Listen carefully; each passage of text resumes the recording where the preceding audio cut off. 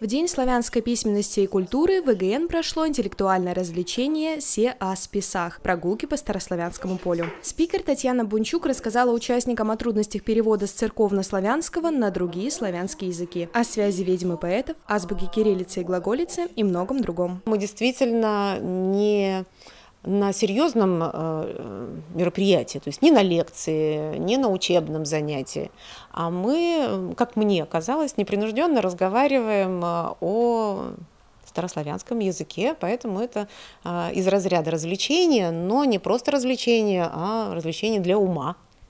Все присутствующие активно участвовали в диалоге, предлагали свои идеи и озвучивали догадки. Так, например, на встрече студенты узнали, что многие славянские языки используют схожие древнерусским названия месяцев, и что год начинался в Сухий, то есть в марте. Завершились прогулки по Старославянскому полю практикумом. Участники попробовали написать свои имена на кириллице и глаголице.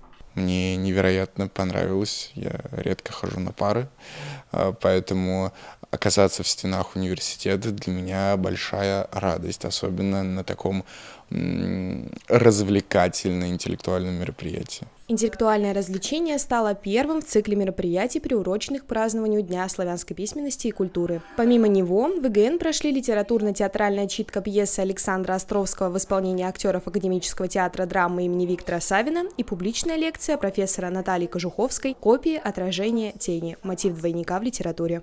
Ангелина Макарова, Полина Холодова, учебное телевидение СГУ.